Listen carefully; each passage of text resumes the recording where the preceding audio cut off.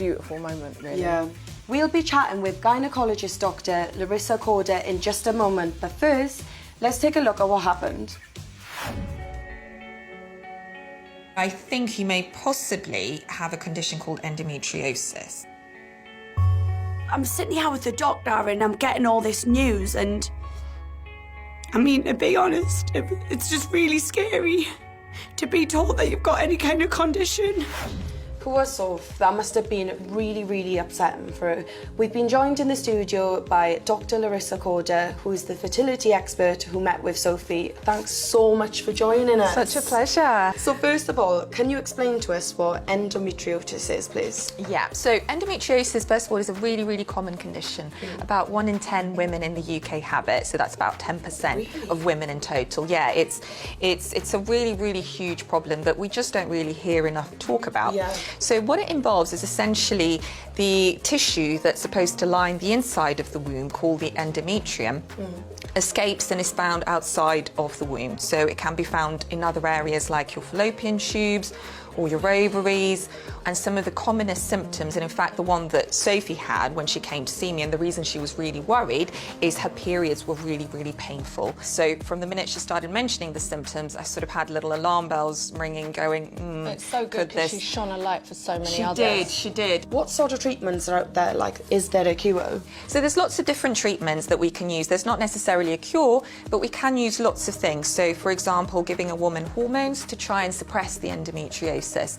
And the most typical example of that is the oral contraceptive pill. Yeah. But then if that doesn't work, or if someone wants to get pregnant, then what we can do is surgery.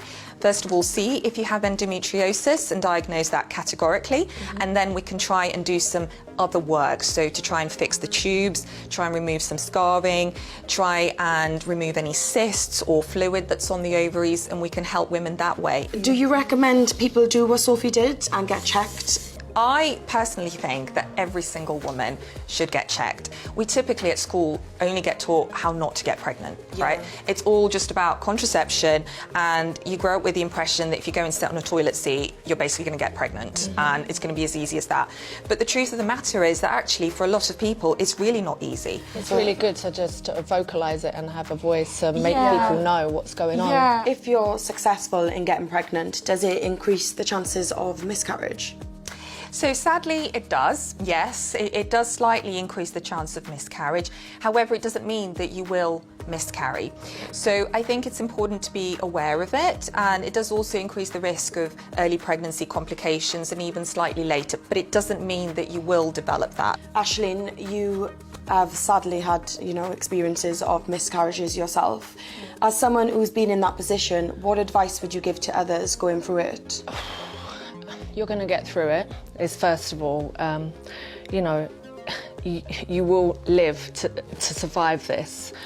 But my advice would be to go and get checked, just have everything checked. In my instance, I had to have 3 miscarriages before they would test me and see why I was having them. But there is a light at the end of the tunnel. For most women that have miscarriages, there's usually a reason behind it, and there's usually something that they can do to counteract whatever's going on or whatever's going wrong. And just be strong and just keep the faith. It's really hard. It's really, really hard. Sorry, I said No, but don't be sorry. it is, It's I just real am pain. really proud of Sophie for what she's done. Yeah, But it's amazing. you'll just get through it. You will get through it. Yeah. Well, there's a lot of really helpful information and advice there. Thank you so much for chatting with us today, Dr. Larisa. You're honestly amazing. Thank you for having me. We really appreciate you having you. Come on, give you a hug. Oh, my darling, yes. Thank you so much. Yay! Oh, big hug. I'm overwhelmed. I've loved it here. It's the best. So fab. But stay tuned, guys, because coming up, there's this.